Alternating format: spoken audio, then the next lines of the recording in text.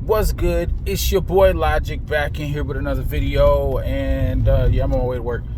Uh, Look, a lot of people don't know me all like that. I mean, should I put my business out there? I don't know, but I'm just a regular ass worker. Like I don't make a lot of money. You could say that like I'm getting by. Like I'm probably in the, I'm not gonna say is it poverty level or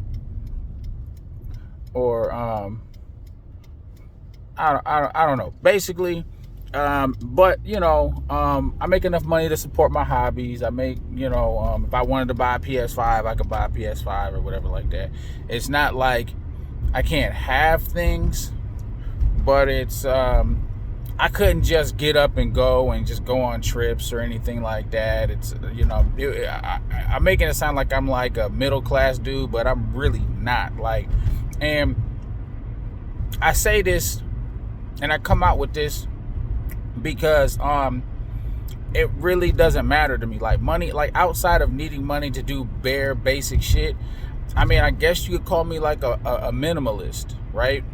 And I know it sucks. I know people want to have things. I know people want to enjoy the finer things in life, but you gotta put yourself in a mental state to where you really don't worry about things like that. Like I don't know if I found the secret to life, and maybe it's just the secret to life for me, because whatever I try to explain to you, it's really not going to work unless you can wrap your head around it, unless you can get your mindset into that mode where things don't really matter to you. And I don't mean not matter as in like you're this stone cold like dude that doesn't have any emotions or shit. But what I've noticed is a lot of people have all, I've heard a few comments as of recently, like it doesn't bother you that blah blah blah, or how is it you just turn your emotions off like that? And I said, here's the thing: women are ruled by their emotions. Why would I want to be like that? Now, of course, I can get mad, I can get upset, but you have to be able to gather yourself immediately.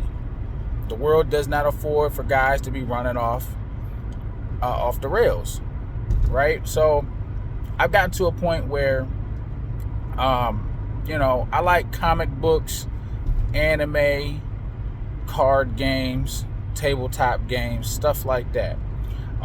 Most of my money goes into stuff like that. I make sure I take care of my bare necessities, make sure my car's running, rent's paid, all that good shit. And I funnel my money into like things like this. Now, here's the thing: with I surround myself with people that are like-minded, meaning that these hobbies have communities. So, like guys, we like to bond over things. If we both enjoy fishing, playing basketball, whatever, you can surround yourself with guys that are like-minded, so you ain't really worried about getting judged like that. And then just from there, it's up to you whether you want to like build on those bonds. Like, okay, we're associates because we're associated with these certain hobbies, but get your name, hey, where you from, hey man, that's cool, whatever, and then boom, you like so you can start a friendship. Now obviously you can't trust everybody, but you could build those bonds.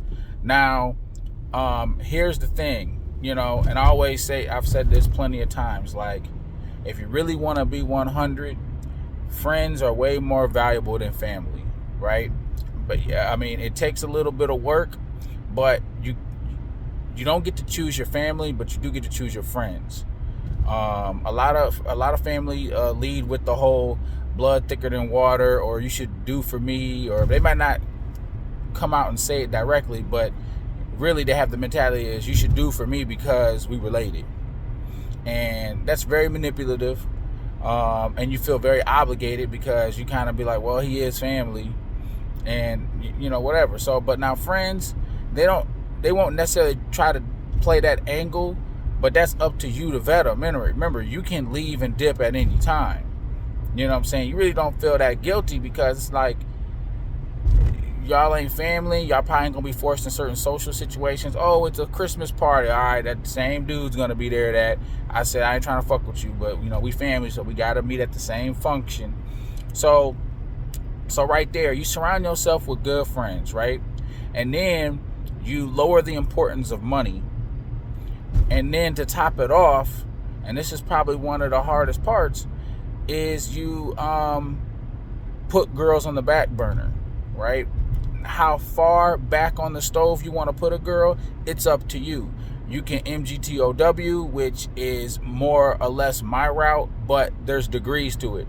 Because yes, you can fuck a girl, you can interact with girls, but you're not wifing them up. You're not even boyfriend, girlfriend. Me personally, I say don't even boyfriend, girlfriend them bitches. Don't get in any relationship. If you can get it casual, if you can kind of be an associate or whatever, where y'all kind of just have a little setup, that's fine. Not even friends with benefits. I mean, you could call it friends with benefits, but really being a friend with a girl is useless. And the friend, calling her a friend is just to soothe her mind. Like, you know what it is. You know that in times of peril, times of need, you ain't gonna be able to call on this bitch. She's just there for what's in between her legs. So you really have to be able to put girls on the back burner.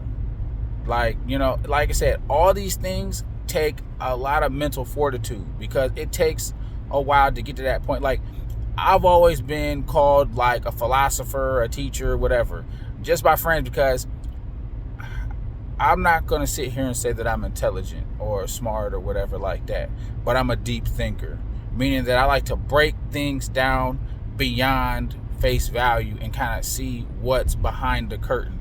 And when you break shit down like that into like smaller components, you can kind of see like a different side of things. Like, man, I really don't need this, or I really don't need that, or this is really not important, or whatever.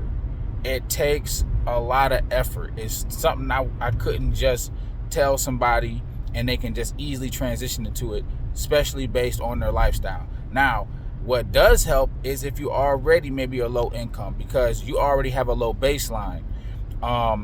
So maybe you never had a lot of things, so it's easy to just kind of stay where you're at. It's hard to, when you make good money and then you try to reduce it down, I mean, just stack the money up for rainy days, but never have to really splurge. I'm not, like I said, give yourself the bare necessities. You know what I'm saying? See, the happiness in life, the key to it is finding joy in the small things. All right, you find joy in the small things, because once you start finding joy in like the big shit, the trips and the glamour and the fame or whatever the fuck it is, and trying to be somebody, like, what happens is you're gonna want more. The human appetite for more is strong, and what ends up happening is, like, look, you'll find yourself bored with life if you have the mentality of bigger, better, greater, And man, shout out to Better Bachelor. He said something about the baseline and how do you kind of can like reset it by leaving society, maybe going to another country and kind of like living kind of like on the edge, like low level edge. And not necessarily that you have to go to another country, but you have to get yourself in the mindset where, like, I find joy in cards, in anime, in comic books, where I'm going to other worlds. When I open up a comic book, I'm in another world. I'm talking about heroes and other characters that are going through situations that usually can mimic a little bit of real life, but with a twist, maybe some supernatural shit, some horror shit, or whatever. You kind of can escape into your own head, because reality right now is straight trash. So, but yeah, the joy, the answer to happiness in life is like finding joy in the small things. Looking at a sunset, watching the wind blow. It sounds completely retarded, but all right, man, I gotta get to work. I'll holler at y'all later.